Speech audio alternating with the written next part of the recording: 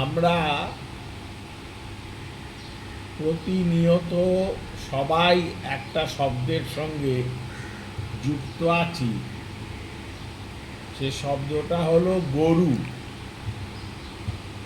এর ভালো মানে সাধু শব্দ বা সংস্কৃত পদ যেটা, সেটা হচ্ছে গো। গো বা গরুকে আমাদের সনাতন শাস্ত্রে অনেক বড় স্বীকৃতি দেওয়া হয়েছে। বেদেকে এনাকে অদিতি বলেছেন। অদিতি মানে মাতা, ইনি গো মাতা, তিনি প্রণম্য মাতা। এই গো মাতা যিনি, তাকে আবার বেদ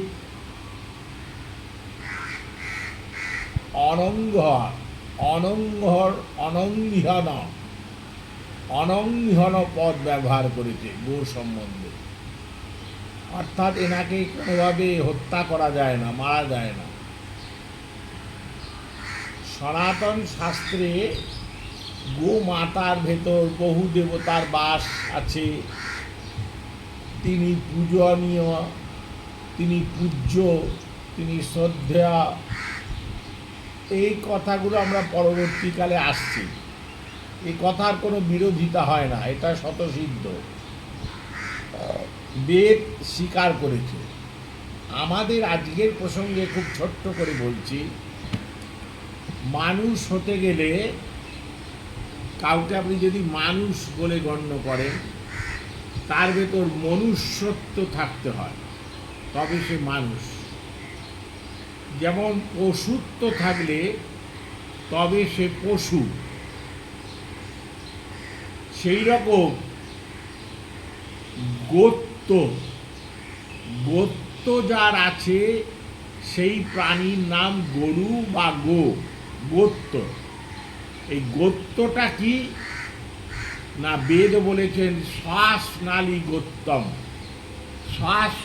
গোত্তম, অর্থাৎ তার গলকম্বলত্ব থাকতে হবে।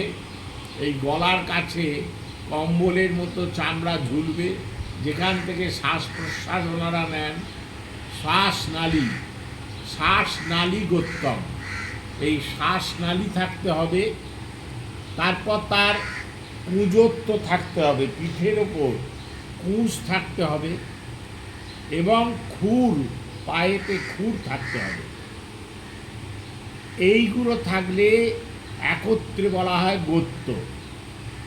বেদ লক্ষণম শ্বাসনালী গোত্তম, যদি থাকে তবেই তাকে গো বলে সম্বোধন করা হয়, তিনিই পূজনীয়া।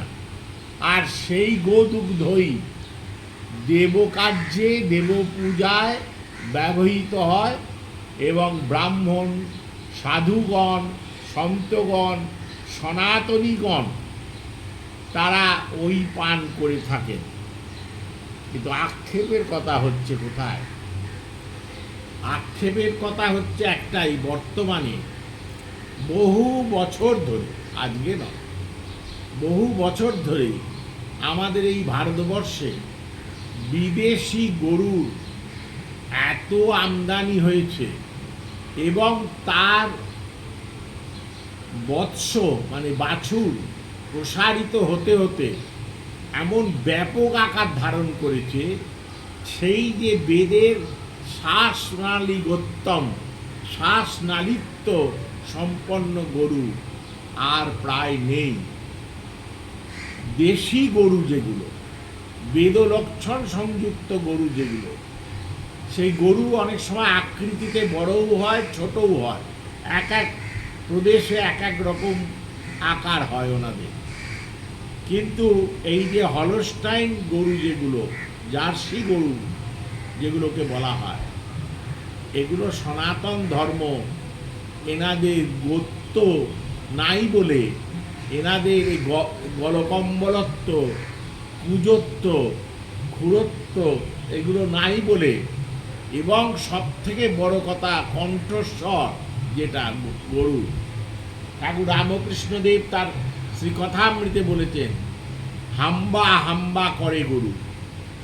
এই যে তার গলার কণ্ঠস্বর, এইটা আপনি ওই দানবাকৃতি যে গরুদের দেখেন, যারা প্রায় 30-40 কেজি করে দুধ দেন, তাদের ভেতর পাবেন না, তাদের কণ্ঠ থেকে এগুলো নির্গত হয় না।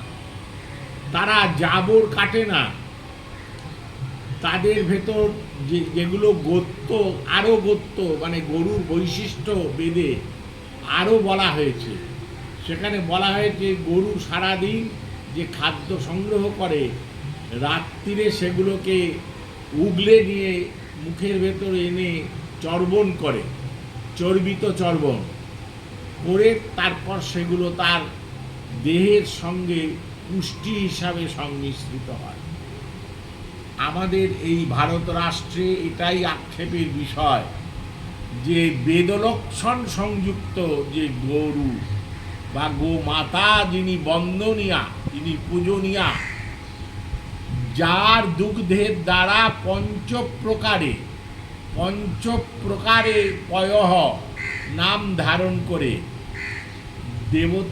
দেব পূজায় সংযুক্ত হয়, তা প্রায় বিরল থেকে বিরলতম হয়ে গেছে।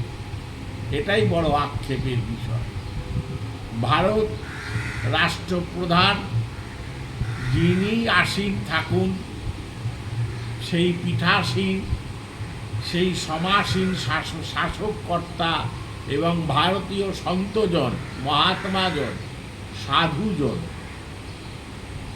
আপনাদের শ্রীচরণে আমাদের এই পূজার্চনা চ্যানেলের পক্ষ থেকে একান্ত আবেদন যে বেদলক্ষণ সংযুক্ত যে গরু, যার শ্বাসনালী গোত্তম আছে, এই রকম গোমাতাকে আবার ফিরিয়ে আনুন, এর প্রজনন আবার বৃদ্ধি করার, তবেই শাস্ত্র রক্ষা হবে, তবেই সনাতন ধর্ম রক্ষা হবে। নচেত এই বৃহদাকার দানবাকৃতি যে গরুরা আসছেন, তারা আমাদের শাস্ত্র স্বীকৃত গরু বলে কখনো অনুমোদিত নয়। পূজার্চনা চ্যানেলের পক্ষ থেকে এইটা আজকের মতো নিবেদন। জয় গুরু, জয় সীতারাম। আমরা আগামী দিনে এবার এই গোমাতা যাকে বলছি আমরা, সেই আমাদের সনাতন শাস্ত্রই সেই গোমাতার মৃত্যুর পর সেই গোমাতা যিনি পূজনীয়া, তার দেহকে সমাধিস্থ করার জন্যে বা একটা পবিত্র জায়গায় মৃত্তিকার অভ্যন্তরে তাকে সমাহিত করার জন্যে রাষ্ট্র ব্যবস্থার দ্বারা অদ্যাবধি কোনো কিছু বন্দোবস্ত নেওয়া হয়নি। ভাগাড়ে যায় গরু মরার পর, তারপর তার কি হাল হয়, তার চর্ম থেকে পাদুকা তৈরি হয়। আমরা সনাতন, আমরা হিন্দু, আমরা বৈদিক ধর্মের অনুগামী, একবার একটুখানি ভেবে দেখবেন। এইগুলো আমাদের পূজার্চনা চ্যানেল থেকে মহাজনেদের কাছে একান্ত অনুরোধ আপনাদের শ্রীচরণে, যে গোমাতা যখন দেহ ত্যাগ করেন, যার দেহ থেকে নিঃশ্বাস চিরকালের জন্য নির্গত হয়ে যায়, তার পবিত্র কোনো স্থান কেন নেই এই ভারত রাষ্ট্রে যেখানেতে তাকে সমাহিত বা সমাধিস্থ করা যায় প্রত্যেক প্রদেশে? এর ওপর আলোকপাত করব। জয় গুরু, জয় শ্রী সীতারাম।